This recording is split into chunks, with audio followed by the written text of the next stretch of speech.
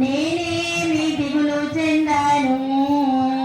జయముంది జయముంది జయముందిలే, మనకు జయముంది జయముంది జయముందిలే.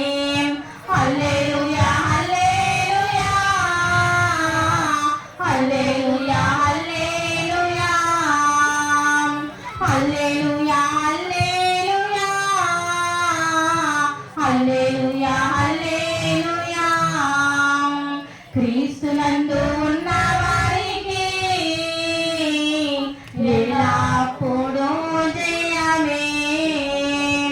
సాతాను అధికారము నా యేసు పడగొట్టెను.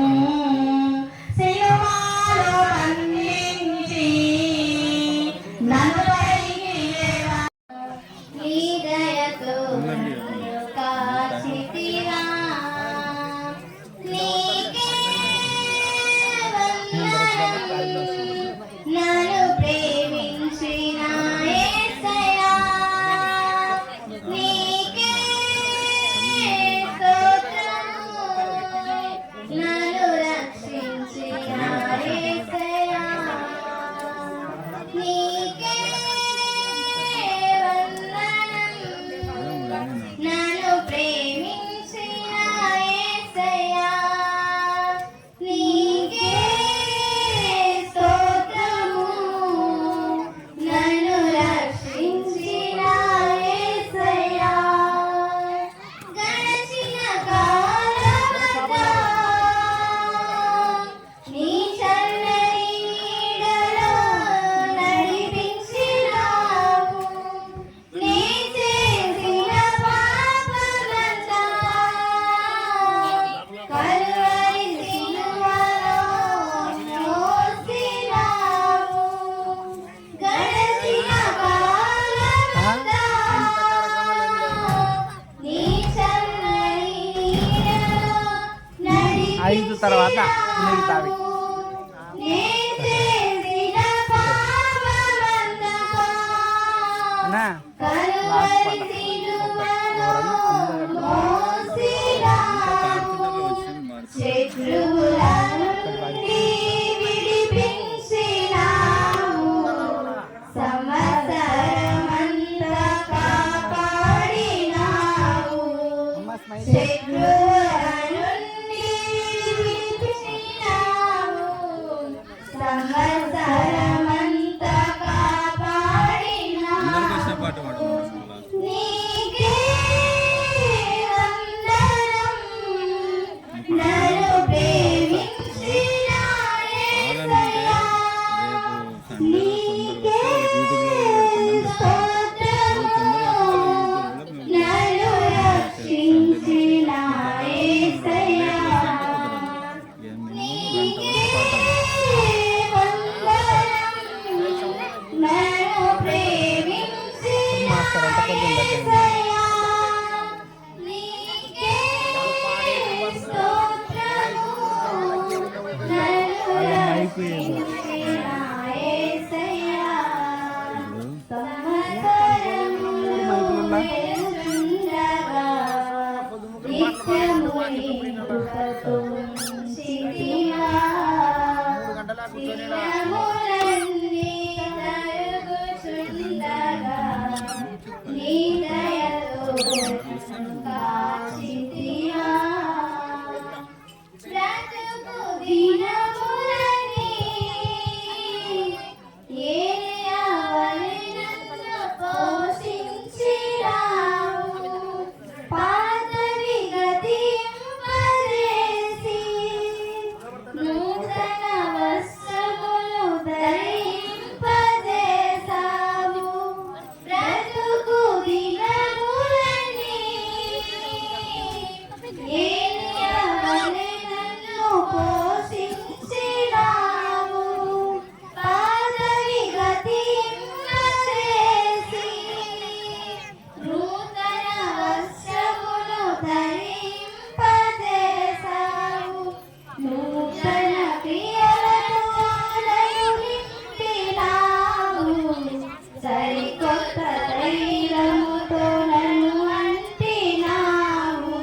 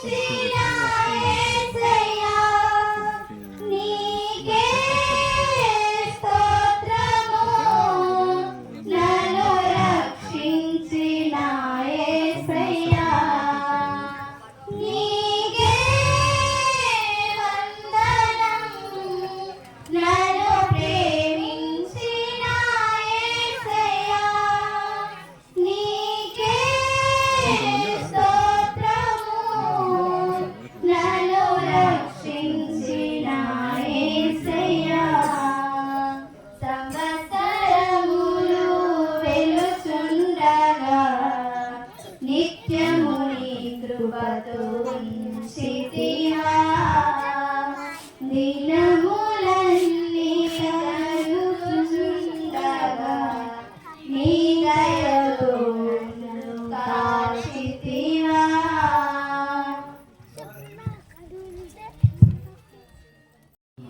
తండ్రి ఇదైనా కొత్త సంవత్సరంలో అడుగు పెట్టాను తండ్రి మేము ఎలా జీవించాలో ఎలా జీవించకూడదో నీకే బహుదూరం తెలుసునైనా అలాంటి మాటలు మా కాపరికి మంచి మాటలు తెలియజేస్తూ ఉంటున్నాం తండ్రి మేము ఇంకా గత జీవనంలో ఏం చేస్తున్నామో మాకు తెలియదు తండ్రి ఈ సంవత్సరంలో మేము ఏం చేస్తున్నామో ఎలా ఉండాలో మాకు తెలివిని అనుసరిస్తూ ఉంటున్నాం తండ్రి ఇంకా నేను చాలా చాలా మాకు తెలియవు తండ్రి ఇంకా తెలియడానికి మాకు మా కాపరికి మంచి మాటలు మంచి అనుసరిస్తూ ఉంటున్నాం తండ్రి ఇక్కడ జరగబోయే కార్యక్రమాలతో నువ్వే తోడుగా ఉండి ఆశ్రయించి దీవించి ఇచ్చిన పడాలని క్రీస్తునామములో అడుగుతాను.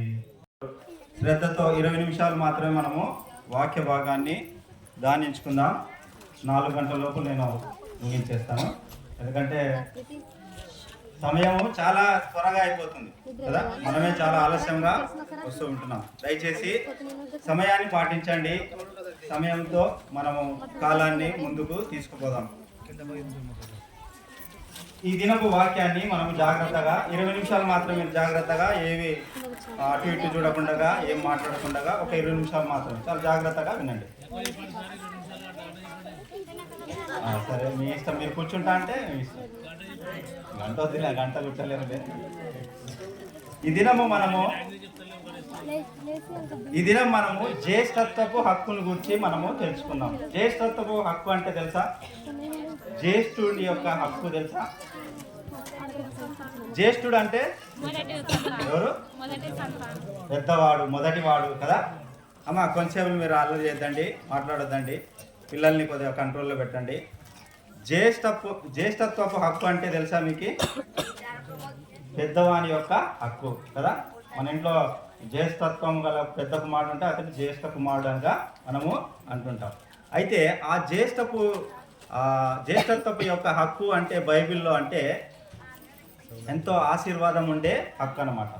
మన బైబిల్లో మొదటి వానికి ఉండే హక్కు ఆశీర్వాదం యొక్క హక్కు అన్నమాట. చూడండి, మనకు పాత నిబంధన గ్రంథంలో అబ్రహాము కుమారుడు ఇస్సాకు కుమారులు ఎంతమంది?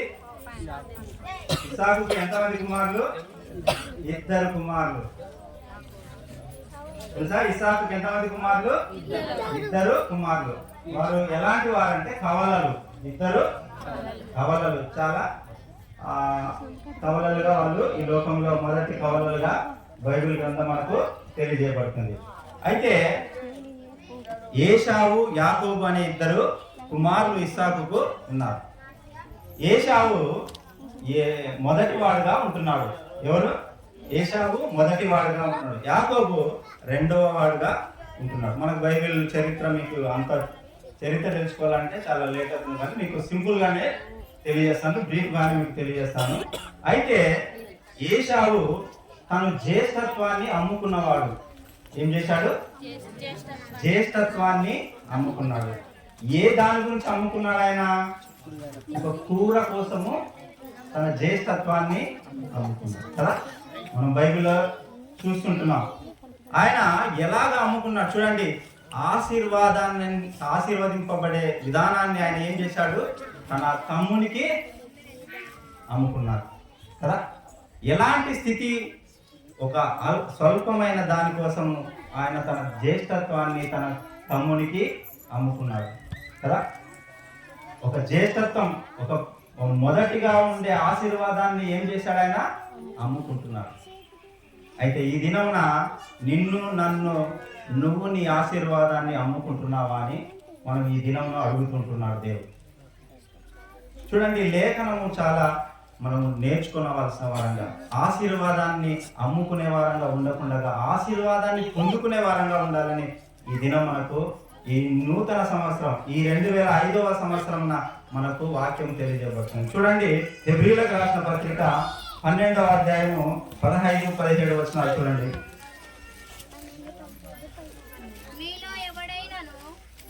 చదవమ్మా. మీలో ఎవడైనను దేవుని కృపను పొందకుండా తప్పిపోవునేమో అనియు చేదైన వేరు ఏదైనాను మొలిచి కలవరపరచుట వలన అనేకులు అపవిత్రులై పోవుదురేమో అనియు ఒక పూట కూటి కొరకు తన జ్యేష్ఠత్వపు హక్కును అమ్మివేసిన ఏశావు వంటి భ్రష్టుడైనను వ్యభిచారి అయినను ఉండునేమో అనియు జాగ్రత్తగా చూచుకొనుడి. చాలు. ఇక్కడ ఏమంటున్నాడంటే మీలో ఎవరైనాను దేవుని కృపను పొందకుండా తప్పిపోనేమో అనియు చేదైనా వేరు ఏదైనా మొలిచి కలవరపరచుట వలన అనేకులు అపవిత్రులై పోదురేమో అనియు. చూడండి, మనలో ఏమంటున్నాడంటే చేదైనది మనలో ఏదైనా ఉందా, దాని నుండి మనము తప్పిపోతున్నామా అని జాగ్రత్తగా చూసుకోమంటున్నాడు. అందుకే అపవిత్రులైపోతున్నామేమో. ఒక చేదైన విత్తనం మనలో పడి ఆ విత్తనానికి మనం ఏమైపోతున్నాం? అపవిత్రులుగా అవుతున్నాం. చేదైనది ఏదన్నా ఉందేమో ఒకసారి చూసుకోండి, జాగ్రత్తగా ఉండండి అని మనకు తెలియజేస్తున్నాడు. చేదైనది నీ హృదయంలో నీ తలంపుల్లో ఉండకుండా నువ్వు ఏం చేసుకోమంటున్నాడు అంటే జాగ్రత్తగా చూసుకోమంటున్నాడు. అలాగే చూడండి ఇంకేం చెప్తున్నాడంటే ఒక పూట కూటి కొరకు తన జ్యేష్ఠత్వపు హక్కును అమ్మివేసిన ఏశావు వంటి భ్రష్టుడైనను వ్యభిచారి అయినను ఉండునేమో అని జాగ్రత్తగా చూచుకొనుడి. చూడండి, ఏశావు ఏం చేశాడు? తన జ్యేష్ఠత్వపు హక్కును అమ్మేసుకున్నాడు కదా. ఒక పూట కూటి కోసం, ఒక ముద్ద కోసం ఏం చేశాడు? తను ఆశీర్వాదాన్ని కొనిపోయాడు, అమ్ముకున్నాడు, దాన్ని అమ్మేసుకున్నాడు. దాని యొక్క ఫలితము ఎప్పుడు తెలిసిందంటే తనకి ఆ యొక్క ఫలితం తెలుసుకున్న తర్వాత అతను చాలా మనోవేదన చెందుతాడు. ఏదైనా ఒక్కటన్నా ఉందా తండ్రి అని తన తండ్రిని అడుగుతాడు, కానీ ఏ ఆశీర్వాదము లేదు. చూడండి కింది వచనంలో చూడండి 17వ వచనం చెప్తుంది. ఏశావు ఆ తరువాత ఆశీర్వాదం పొందగోరి కన్నీళ్లు విడిచుచు దాని కోసరము శ్రద్ధతో వెతికినను మారు మనసు పొంద అవకాశము దొరకక విసర్జింపబడిన వాడై మీరెదుగుతురు కదా. ఏమైందంటే ఆయనకి అతడు దాని గురించి ఆశీర్వాదం గురించి తెలుసుకున్నాడు. తెలుసుకున్న తర్వాత అతడు అడుగుతూ ఉంటున్నాడు. ఒక్క అవకాశం ఇంకా ఏదైనా ఒక్క అవకాశం ఉంటే చూడు ఆశీర్వాదం కోసం అంటే ఇంకా లేదు, ఇంకా ఏ అవకాశము. ఈరోజు నీకు కూడా దేవుడు ఏం చేస్తున్నాడంటే ఎన్నో సంవత్సరాలు నీ జీవితంలో గడిచి కదా, నువ్వు ఏం లెక్కేసుకుంటున్నావు?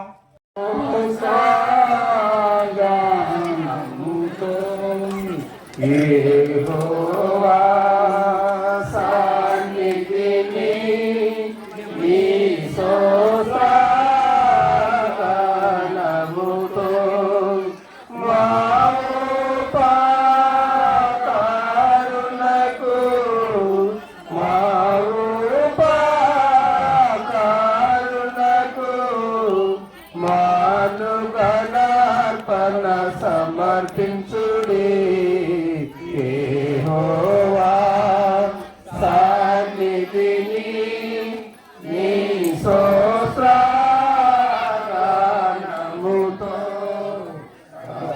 అడుగు ఆత్మలను ప్రేమకు కృతజ్ఞతలు ప్రభు అడుగు ఆత్మలను ప్రేమకు కృతజ్ఞతలు అభయుని విరివిగను యెహోవా సన్నిధిని నీ స్తోత్రగానముతో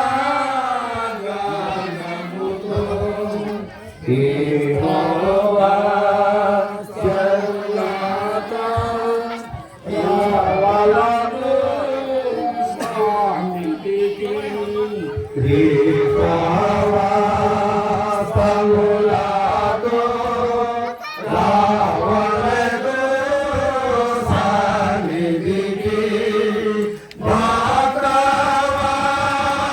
చలో